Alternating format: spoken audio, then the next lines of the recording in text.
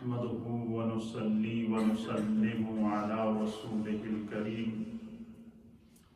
أما بعد فأعوذ بالله من الشيطان الرجيم بسم الله الرحمن الرحيم إنما يريد الله ليذهب عنكم الرجس أهل البيت ويطهركم تطهيرا صدق الله مولانا العظيم وصدق رسوله النبي الأمين الكريم إن الله وملائكته يصلون على النبي يا أيها الذين آمنوا صلوا عليه وسلموا تسليما اللهم صل وسلم على سيد الأنبياء والمرسلين وعلى آله الطيبين وأصحابه الطاهرين أجمعين الصلاة والسلام عليك يا سيدي يا رسول الله وعلى آلك وأصحابك يا سيدي يا حبيب الله السلام علیکم سامعین و ناظرین. آج کی خصوصی مجلس جو ایک تو تسلسل سے ہماری ہفتہ وار مجلس ذکر و دعا ہے اور محرم الحرام کے اس بابرکت مہینے کی جتنی بھی مجالس ہوں گی وہ ساری کی ساری اہل بیت اطہار کی فضیلت، حسنین کریمین کی عظمت، شہدائے کرب و بلا کی فضائل اور مناقب کے اوپر ہم نے ترتیب دی ہیں اور انشاءاللہ آپ ان کو ریڈیو کے ذریعے بھی اور سوشل میڈیا نیٹ ورک کے ذریعے بھی، یوٹیوب کے ذریعے بھی، فیس بک کے ذریعے بھی اور دنیا بھر میں آپ ہماری نیو مدینہ مسجد بولٹن سے فضائل مناقب اہل بیت اطہار سنیں گے. قبل اس کے کہ میں اپنی آج کی گفتگو کا آغاز کروں، سب سے پہلے امام عالی مقام سید الشہداء جگر گوشہ بطول نواسہ رسول حضرت امام حسین رضی اللہ تعالیٰ عنہ اور اہل بیت اطہار کی شان میں منقبت آپ کی خدمت میں پیش کی جاتی ہے. پوری محبت سے اسے سنیں اور پھر انشاءاللہ اپنی گفتگو کا آغاز کرتے ہیں.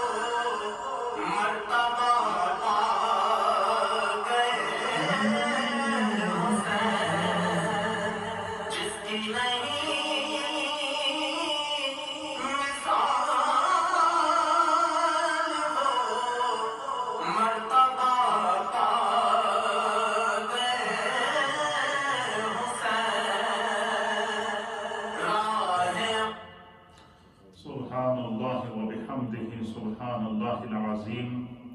شاہ است حسین بادشاہ است حسین، دین است حسین دین پناہ است حسین.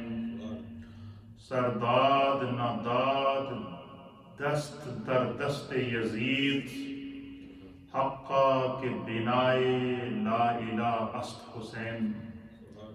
حضرات محترم، محرم الحرام کا مہینہ جب بھی نمودار ہوتا ہے اور جب بھی محرم کا مہینہ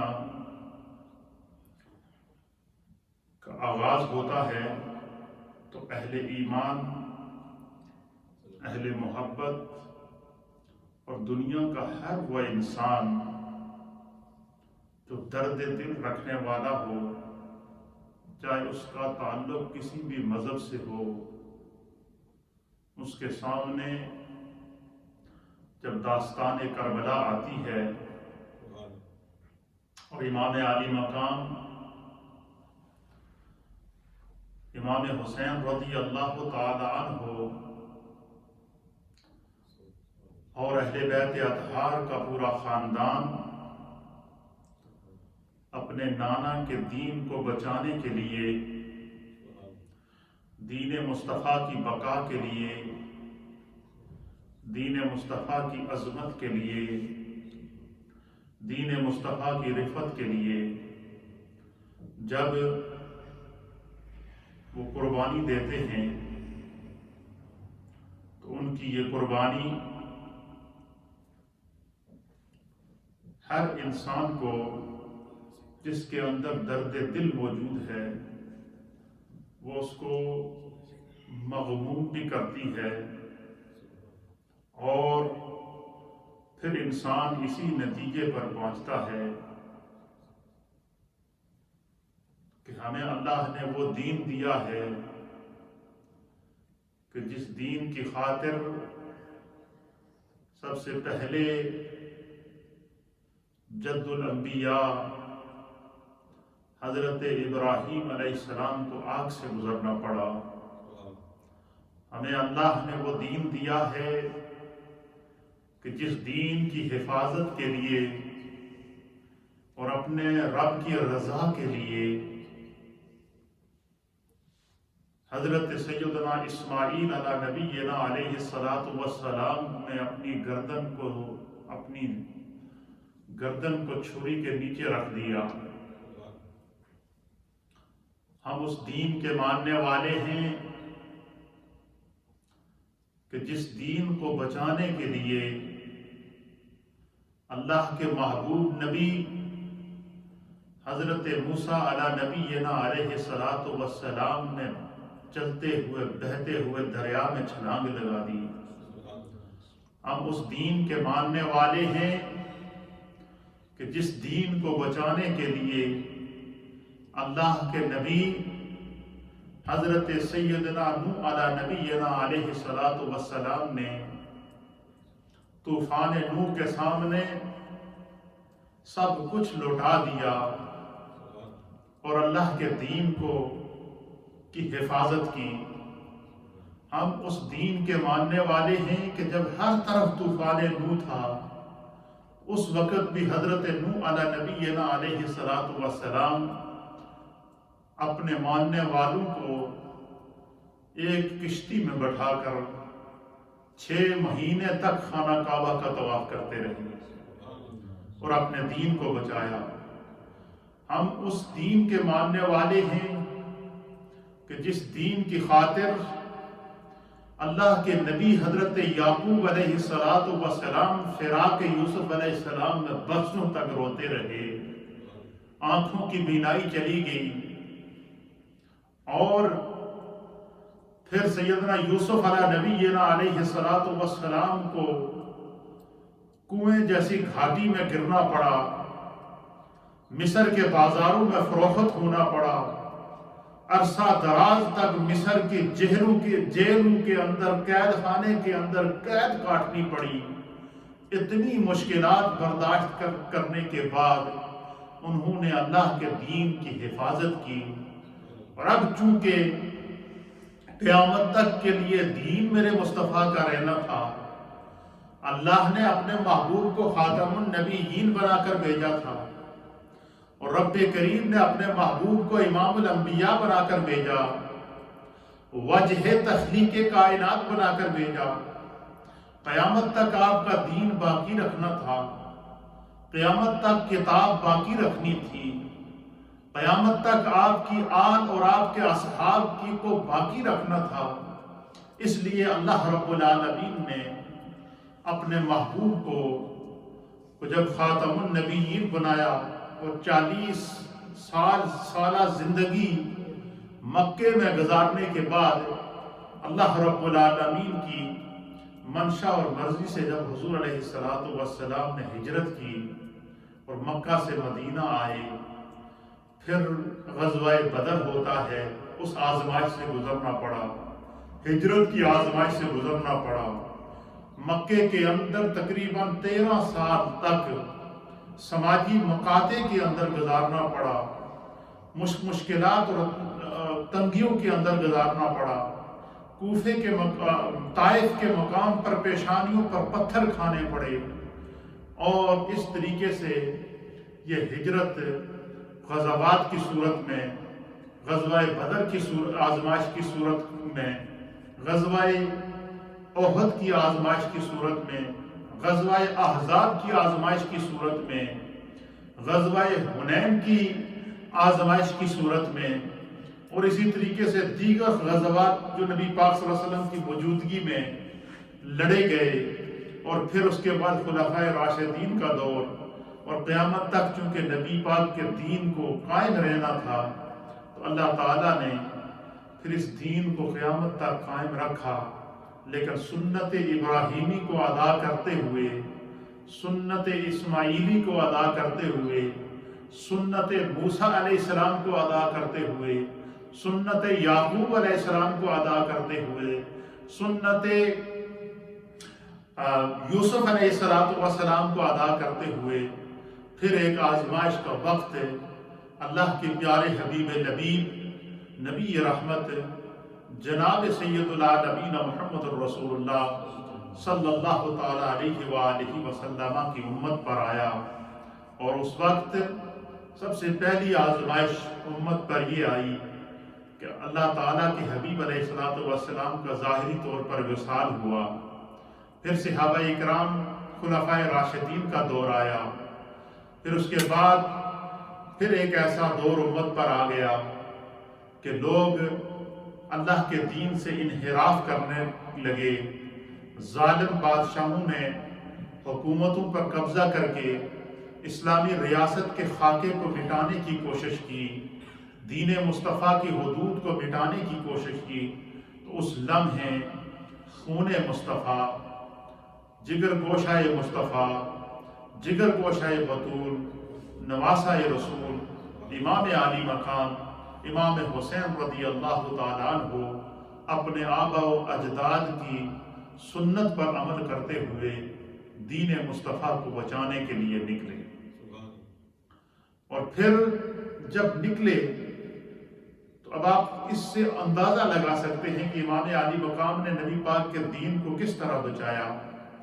امام عالی مقام کی ہجرت کا سفر مدینہ طیبہ سے کوفہ کی طرف شروع ہوتا ہے، اور جب یزید بدبخت کی حکومت آتی ہے، اس ملعون کی حکومت آتی ہے، اور اس نے نبی پاک کے دین کی دھجیاں اڑانا شروع کی، اور ہر وہ کام جو دین اور اسلام اور نبی پاک کے تقریباً 23 سالہ جو آپ کا ریاست مدینہ کا جو آپ نے ایک سٹرکچر پیش کیا تھا، اور اس قیامت تک آنے والے اسلام کے قوانین کو آپ پیش کیا تھا، جب آپ نے دیکھا کہ ان قوانین کو روندا جا رہا ہے، تو اس دور میں نسب کے اعتبار سے، حسب کے اعتبار سے، قرب کے اعتبار سے، خون کے اعتبار سے، اور اللہ رب العالمین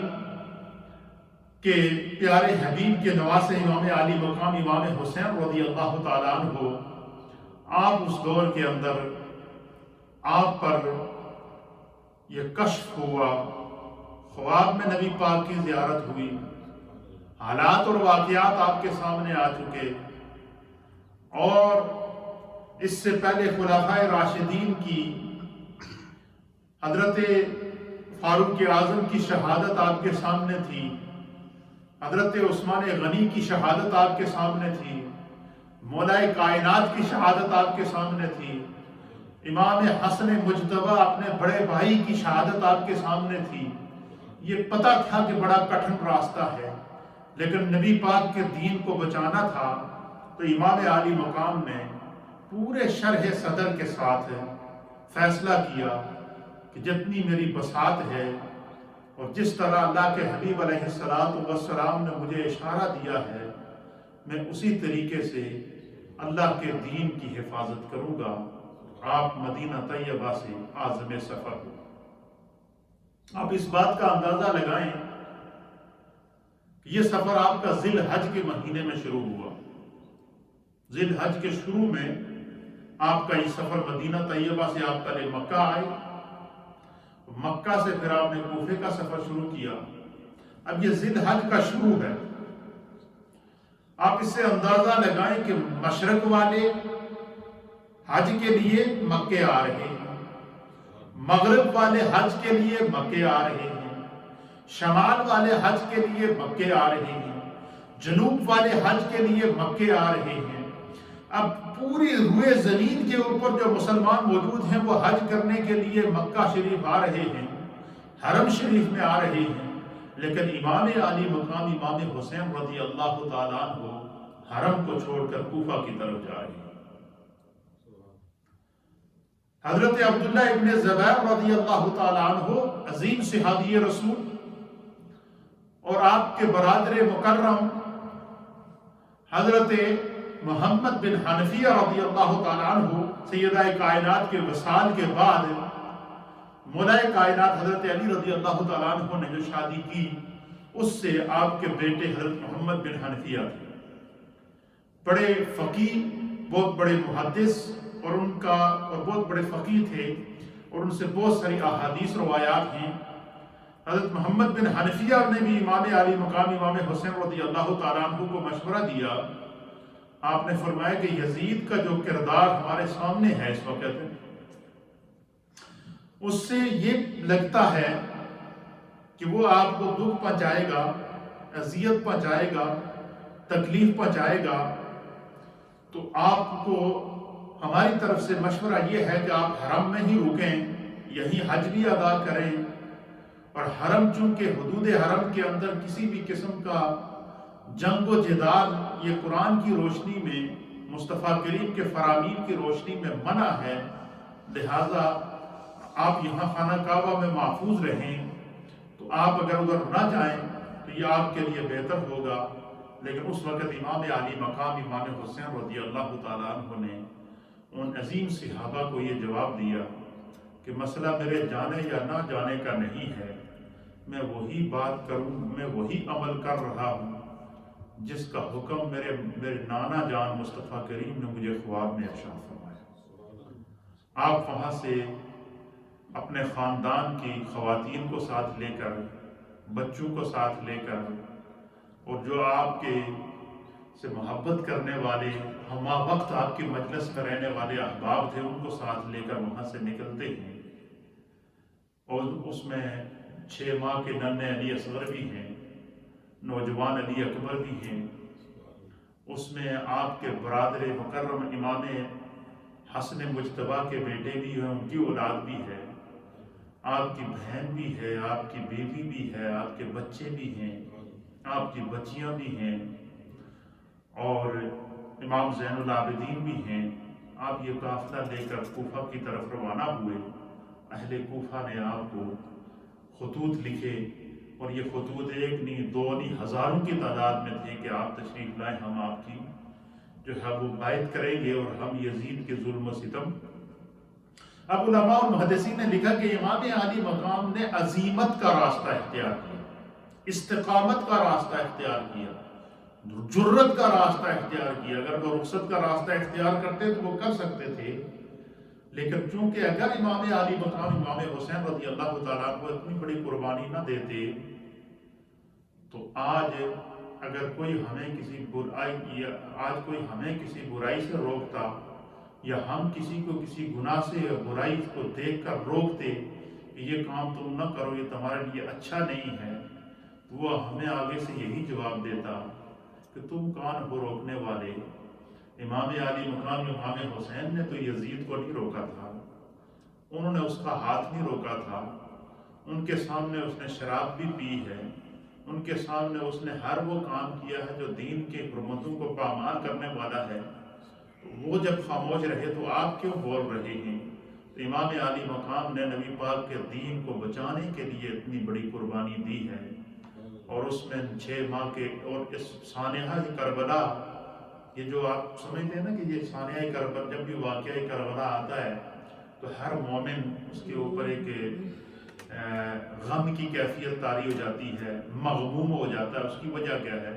اس کی وجہ یہ تاریخ اسلام میں سانحہ کربلا یہ ایک ایسا سانحہ ہے کہ جس میں ہر عمر کے شخص نے قربانی دی، اللہ کے دین کو بچانے کے لیے 6 ماہ کے ننھے علی اصغر کی قربانی، اللہ کے دین کو بچانے کے لیے نوجوان علی اکبر، وہ علی اکبر، وہ حضرت علی اکبر رضی اللہ تعالی عنہ جن کو شبیہ مصطفیٰ کہتے تھے، کہ صحابہ اکرام امام علی مقام امام حسین کہتے ہیں کہ بسا اوقات اگر صحابہ اکرام جو آتے اور وہ دروازے پر دستک دیتے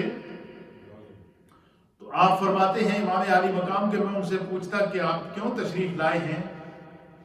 تو ان میں سے بعض صحابہ یہ کہتے ہیں کہ ہمیں چہرہ مصطفیٰ یاد آیا تھا تو ہم نے سوچا علی اکبر کا دیدار، حضرت علی اکبر کا دیدار کر لیں، کیونکہ ہمیں ان کے چہرے میں مصطفیٰ کا چہرہ نظر آتا ہے۔ وہ حضرت علی اکبر جو شبیہ مصطفیٰ تھے، ان کی قربانی پیش کی، اپنے بھتیجوں کی قربانی پیش کی۔ سانحہ کربلا کے اندر 72 نفوس نے قربانی پیش کی۔ کتنی؟ اور ان 72 نفوس کے اندر علامہ ابن اسیر جزری رحمۃ اللہ علیہ نے، اور اسی طریقے سے علامہ ابن عساکر نے تاریخ دمشق کے اندر، اور اسی طریقے سے البدایہ والنہایہ کے اندر علامہ ابن کثیر نے تاریخ ابن کثیر کے اندر لکھا ہے کہ ان جو 72 نفوس جو کربلا کے موقع پر جنہوں نے اللہ کے دین کو بچانے کے لیے اپنی جانوں کے نذرانے پیش کیے، ان 72 نفوس کے اندر 21 افراد وہ تھے جن کا تعلق خاندان اہل بیت سے، 21 افراد وہ تھے جن کا تعلق خاندان مصطفیٰ کے ساتھ تھا، جن کا تعلق میرے مصطفیٰ کے گھرانے کے ساتھ تھا، اور اس میں جو ہے وہ جو خواتین تھی وہ الگ تھیں، حضرت زینب، اور اس کے ساتھ امام علی مقام امام حسین کا خاندان، اور اس کے ساتھ امام حسین کے اہل خانہ، امام حسن کے اہل خانہ، اور اسی طریقے سے خاندان کی جو خواتین تھیں وہ الگ تھیں، اور ان کو ان سمیت جو لوگ وہاں پر شہید ہوئے ہیں ان کی تعداد جو ہے وہ 72 تھی، اور 72 میں سے 21 افراد وہ تھے جو خاندان اہل بیت سے تعلق رکھتے تھے۔ اتنی بڑی قربانی دینے کے بعد اللہ نے قیامت تک کے لیے دین مصطفیٰ کو محفوظ رکھا۔ اسی لیے کہتے ہیں کہ قتل حسین اصل میں مرگ یزید ہے، اسلام زندہ ہوتا ہے ہر کربلا کے بعد۔ انشاءاللہ کربلا کا سانحہ امام حسین نے اتنی بڑی قربانی کیوں دی؟ امام عالی مقام امام حسین نے یزید فاسق و فاجر و ملعون کی بیعت کیوں نہ کی؟ اس کے کیا اسباب تھے؟ اس پر انشاءاللہ تفصیل سے کسی ٹائم بات ہوگی۔ آج چونکہ ہماری یہ پہلی نشست ہے محرم الحرام کی، تو اس میں کوشش کروں گا کہ آپ کے سامنے چند احادیث پیش کروں جو میرے مصطفیٰ نے خود اپنے اہل بیت کی فضیلت میں پیش کی ہے۔ میرے سامنے حدیث ہے، اس کو امام مسلم نے صحیح مسلم کے اندر نقل فرمایا ہے، اور سب سے پہلے قرآن حکیم فرقان مجید کی جو آیت میں نے آپ کے سامنے تلاوت کی ہے، یہ سورۃ الاحزاب کی آیت ہے۔ اللہ فرماتا ہے انما یرید اللہ لیذہب عنکم الرجس اہل البیت ویطہرکم تطہیرا۔ اللہ فرماتا ہے کہ بے شک اللہ تعالیٰ نے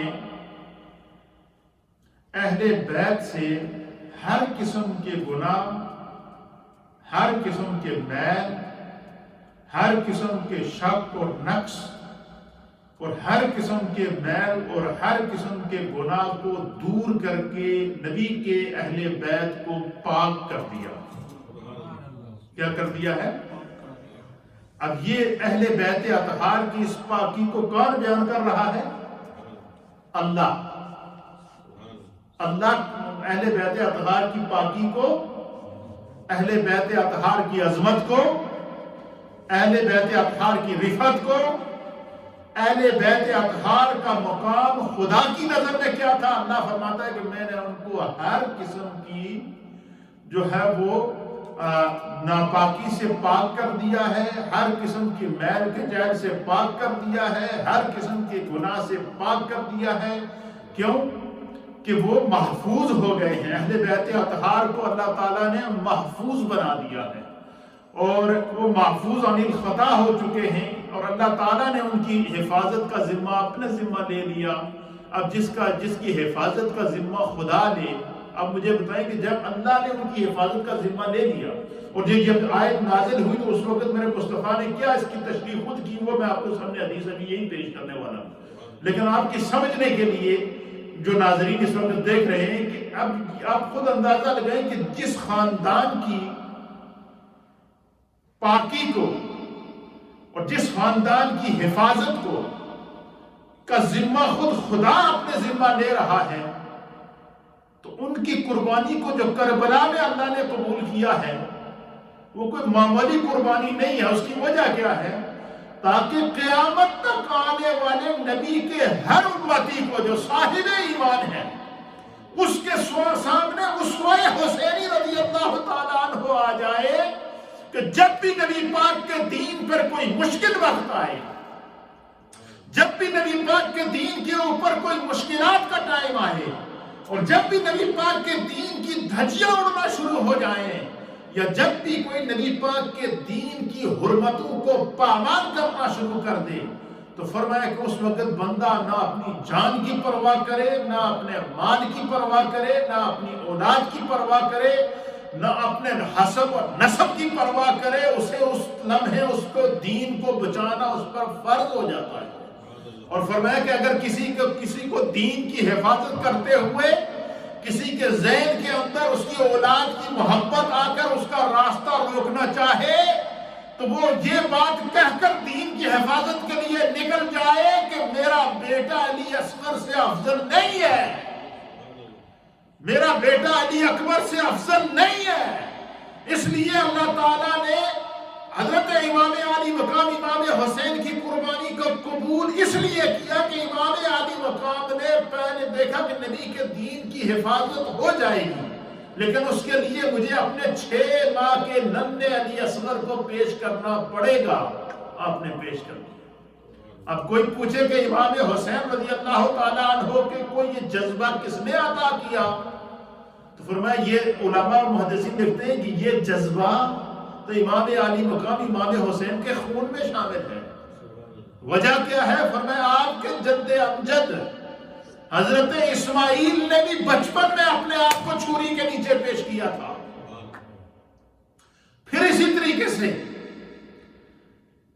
فرمایا کہ جب اللہ کے دین کی حفاظت کا مسئلہ آئے تو بندہ یہ نہ دیکھے کہ میرے نوجوان بچے ہیں ان کا کیا بنے گا۔ فرمایا اگر یہ بات تمہارے ذہن میں آئے تو امام علی مقام نے اپنے نوجوان علی اکبر کو اللہ کے راستے میں اس طرح پیش کیا، وہ علی اکبر کے جو شبیہ مصطفیٰ تھے ان کو پیش کر کے بتا دیا کہ اللہ کے دین کی حفاظت کے لیے جو ہے وہ بڑی سے بڑی قربانی بھی گزرنا پڑے تو کبھی سوچنا نہیں، اور کبھی ذہن فکر خیال تصور اور کے اندر کوئی سوچ آ جائے تو اسوہ حسینی کو دیکھ لینا۔ اس لیے علماء کہتے ہیں کہ آج جو فلسطین کے مسلمان پر ظلم کیا جا رہا ہے، آج جو کشمیر کے مسلمان ظلم کی چکی میں پس رہے ہیں، آج کشمیر کے ان مظلوم مسلمانوں کے سامنے 10 لاکھ انڈین آرمی ریاستی دہشت گردی کرتے ہوئے ان کو ذبح کر رہی ہے، ان کو کچل رہی ہے، اس کے باوجود وہ نوجوان، وہ بچے، وہ مائیں، وہ بہنیں، وہ سینہ سپر ہو کر جو ہے وہ مقبوضہ کشمیر کے اندر ظالم انڈین آرمی کے سامنے کھڑی ہیں۔ اس کی وجہ کیا ہے؟ یہ جذبہ ان کو کس نے عطا فرمایا؟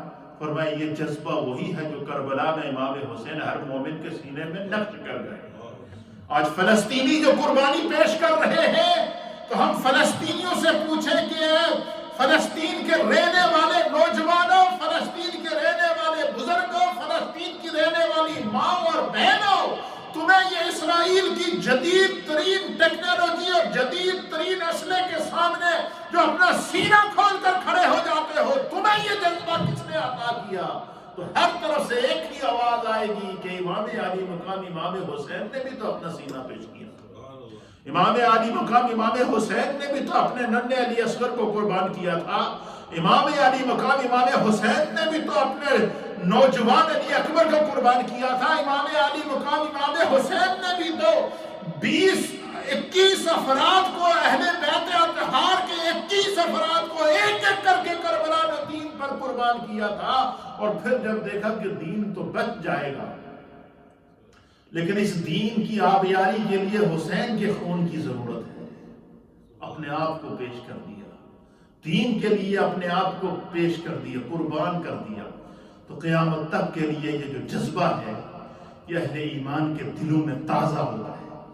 اور یہ بات میں آپ کو بتا دوں کہ ہم اہل سنت و جماعت ہیں، ہم امام علی مقام امام حسین کا ذکر، آپ کا تذکرہ صرف محرم میں نہیں کرتے، پورا سال کرتے ہیں، ہر لمحہ کرتے ہیں، ہر گھڑی کرتے ہیں۔ کیوں؟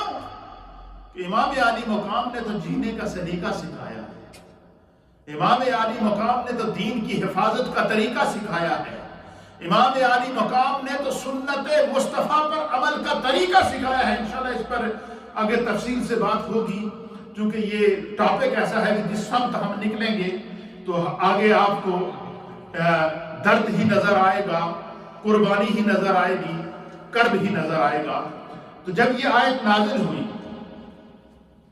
کون سی آیت؟ انما یرید اللہ لیذہب، کہ اللہ تعالیٰ نے جو ہے وہ اہل بیت کو، اہل بیت اطہار کو ہر قسم کی جو ہے وہ ناپاکی سے، ہر قسم کی میل کچیل سے پاک کر دیا ہے، وَيُطَهِّرَكُمْ تَطْهِيرًا، اور ان کی طہارت اور ان کی پاکیزگی کو اللہ تعالیٰ نے جو وہ کو اپنی جانب سے حفاظت عطا فرما دی۔ تو حضرت صفیہ بنت شیبہ رضی اللہ تعالی عنہ آپ فرماتی ہیں، قالت، حدیث پاک مسلم شریف کی حدیث ہے، کہتی ہیں کہ قالت عائشہ رضی اللہ تعالی عنہ، ام المؤمنین سیدہ عائشہ صدیقہ بنت صدیق رضی اللہ تعالی عنہما، آپ بیان کرتی ہیں کہ ایک دن خرج النبی صلی اللہ تعالی علیہ وسلم غداتا وعلیہ مرط مرحل من شعر اسودا. آپ فرماتی ہیں ام المومنین سیدہ عائشہ صدیقہ رضی اللہ تعالی عنہا کہ ایک دن نبی اکرم صلی اللہ تعالی علیہ وسلم صبح کا ٹائم تھا تو حضور علیہ السلام اپنے گھر سے باہر تشریف لائے. اب جہاں نبی پاک کا حجرہ مبارک ہے جس کے اوپر سبز گنبد ہے اور اس حجرے کے سامنے جو گھر تھا وہ گھر مولائے کائنات کا تھا, سیدہ کائنات کا تھا. تو حضور علیہ السلام تو والسلام کے ساتھ حسنین کریمین رضوان اللہ تعالیٰ علیہم اجمعین اتنے مانوس تھے, حضور ان سے اتنا پیار کرتے تھے کہ جب بھی مفسرین اور اہل سیر نے لکھا ہے کہ جب بھی حضور علیہ السلام اپنے گھر کا دروازہ کھولتے نا تو اس دور میں جو دروازے ہوتے تھے نا یہ لکڑ کے دروازے کواڑ لگے ہوتے تھے, تو جب دروازہ کھلا تو آواز آتی تھی. کیا آتی تھی؟ لکڑ کے دروازے کو جب آپ کھولے تو ایک آواز سی آتی ہے. تو جب بھی حضور علیہ السلام اپنے گھر کا دروازہ کھولتے نا دروازے کی آواز آتی تو حسنین کریمین کو پتہ چل جاتا کہ نانا جان نے دروازہ کھولا, تو وہ ایک دم اپنے گھر سے باہر آ جاتے. اور جب وہ سامنے آتے تو حضور علیہ السلام کی کیفیت بعض روایات کے اندر لکھی گئی ہے کہ جیسے حضور علیہ السلام اپنے سامنے دیکھتے کہ امام علی مقام امام حسین اور امام حسن رضی اللہ تعالیٰ عنہما اپنے گھر سے باہر آئے ہیں تو حضور جلدی جاتے ان کو اٹھاتے سینے سے لگاتے. تو ام المومنین سیدہ عائشہ صدیقہ کہتی ہیں کہ ایک دن صبح کا ٹائم تھا, حضور علیہ السلام باہر تشریف لائے تو وعلیہ مرط مرخل من شعر اسود. آپ فرماتی ہیں کہ نبی علیہ السلام نے ایک بڑی خوبصورت کڑھائی والی چادر پہنی ہوئی تھی, چادر اوڑھی ہوئی تھی, چادر حضور علیہ السلام نے اوڑھی ہوئی تھی اور وہ اس کے اوپر جو ہے وہ اونٹ کے جو بال تھے, اونٹ کی جو بال تھے ان بالوں کے نشانات کی بنی ہوئی اون کی چادر تھی. اس کے اوپر مختلف قسم کے کلر تھے, بڑی خوبصورت چادر نبی پاک صلی اللہ علیہ وسلم نے پہنی ہوئی تھی. کالے اس کے اوپر نشان تھے, شعر اسودا, اونٹ کے کالے بالوں کے جو ہے وہ اس کے اوپر نشانات تھے. اونٹ کے کجاووں, سیاہ کجاووں کے نقوش بنے ہوئے تھے, نقش و نگار بنے ہوئے تھے چادر کے اوپر. بڑی خوبصورت چادر تھی اور گرم چادر تھی, اون کی چادر حضور علیہ السلام نے پہنی ہوئی تھی. صبح کا ٹائم تھا, باہر آئے تو جیسے ہی آپ نے دروازہ کھولا باہر آئے تو حضرت امام حسن رضی اللہ تعالیٰ عنہ کو پتہ چل گیا کہ نانا جان دروازہ کھول کر باہر آئے ہیں. تو آپ ایک دم دوڑتے ہوئے بھاگتے ہوئے باہر نکلے اور حضور علیہ السلام کی طرف آئے. اب حدیث کے الفاظ سنیے. فجاء الحسن بن علی رضی اللہ تعالی عنہما. ام المومنین کہتی ہے کہ جیسے حضور باہر تشریف لائے آپ نے بڑی خوبصورت چادر پہنی ہوئی تھی اور کڑھائی والی چادر پہنی ہوئی تھی آپ نے, تو حضرت امام حسن کو پتہ چل گیا کہ نانا جان باہر تشریف لائے ہیں. تو فجاء الحسن, اور آپ بھاگتے ہوئے نبی پاک صلی اللہ علیہ وسلم کی طرف آئے. تو حضور علیہ السلام نے اپنی چادر جو اڑی ہوئی تھی نا آپ نے اس چادر کو ایسے اوپر کر دیا. فَأَدْحَلَهُ, حضور علیہ السلام نے ان کو جیسے وہ قریب آئے نا, جیسے بچہ قریب آتا, حضور نے ان کو سینے سے لگا کے ان کے اوپر چادر ڈالی. کیا کر دی؟ اب جیسے ہی امام حسن باہر نکلے تو امام حسین کو پتہ چلا کہ جو حسن باہر گئے گل ضرور ہے. جیسے بچے ہوتے ہیں ایک بچہ باہر نکلتے پیچھے دوسرا بھاگتا ہوا جاتا ہے. تو کہتے ہیں کہ جیسے ہی امام حسن باہر نکلے تو پیچھے ثم جاء الحسین, پھر ان کے فوراً بعد امام حسین, چھوٹے بچے تھے, چھوٹی عمر تھی, اور امام حسین باہر نکلے اور وہ بھی بھاگتے ہوئے آئے. فَدَخَلَ مَعَهُ, حضور علیہ السلام نے انہیں بھی اس چادر کے اندر لپیٹ لیا. کیا کر دیا؟ اس چادر کے اندر لپیٹ لیا. کہتے ہیں کہ اب جب امام حسن اور امام حسین گھر سے باہر نکلے اور ایک دم بھاگتے ہوئے نبی پاک صلی اللہ علیہ وسلم کے پاس گئے تو سیدہ کائنات گھر میں بیٹھی ہوئی تھی. آپ نے جب دیکھا کہ دونوں بچے گھر سے باہر نکل کر ایک دم جلدی باہر نکل گئے, جیسے بچہ گھر سے باہر نکلتا ہے تو ماں فوراً بچے کے پیچھے آتی ہے کہ کہیں گر نہ جائیں.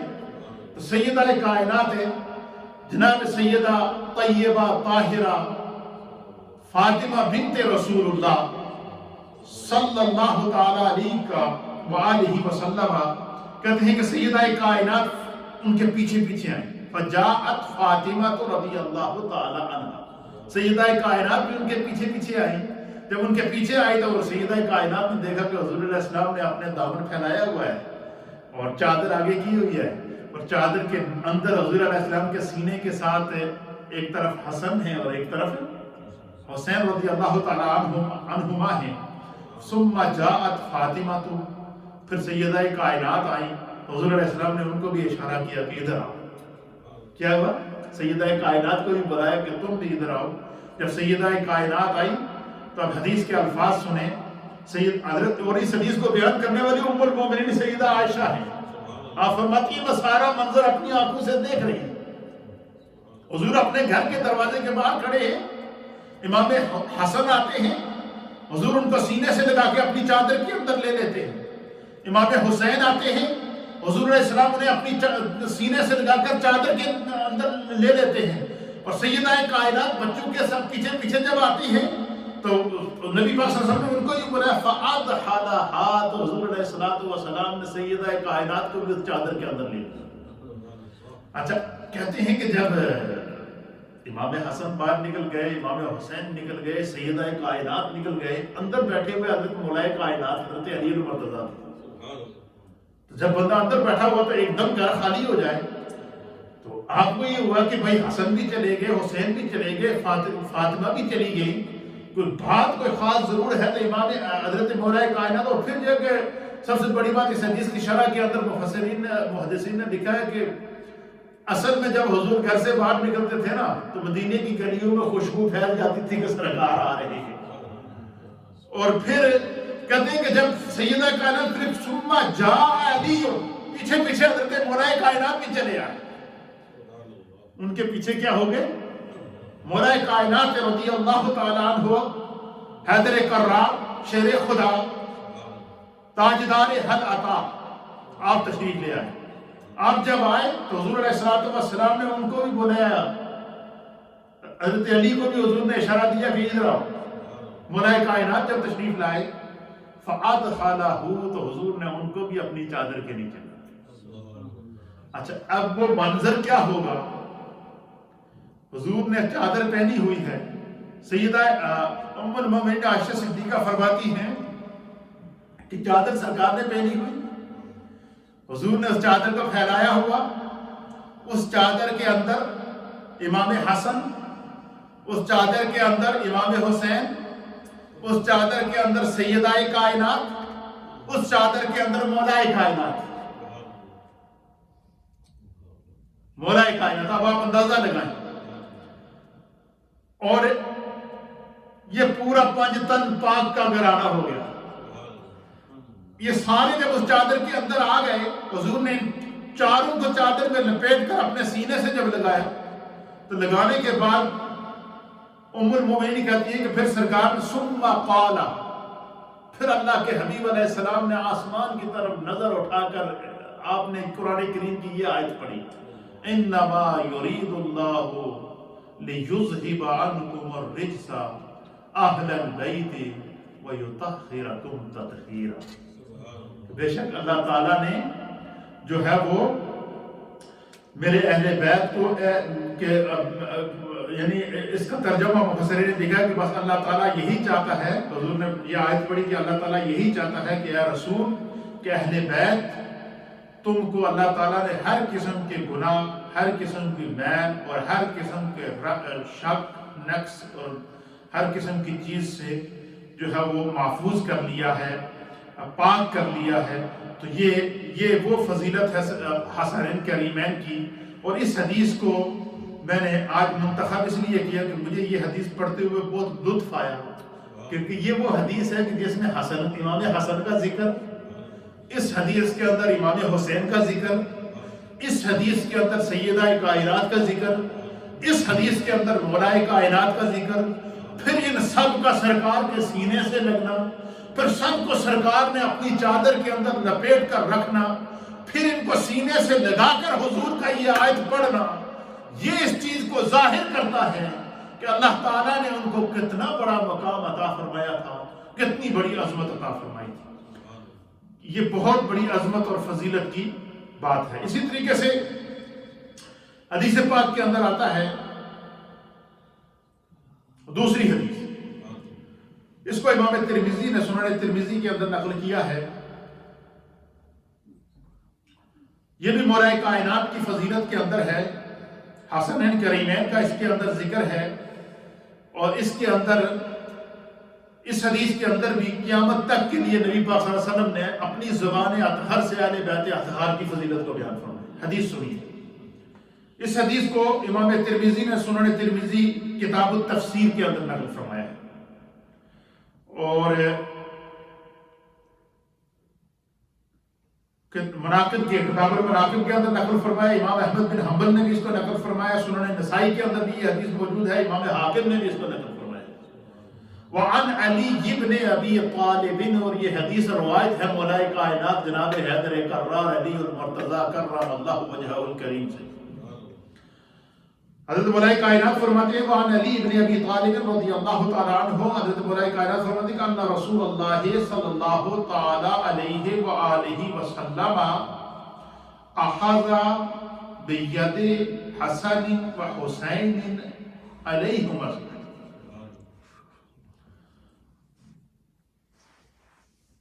آپ فرماتے ہیں مولا کائنات کے حضور نبی اکرم صلی اللہ تعالی علیہ وآلہ وسلم نے امام حسن اور امام حسین رضی اللہ تعالی عنہما کا ہاتھ پکڑا ہوا.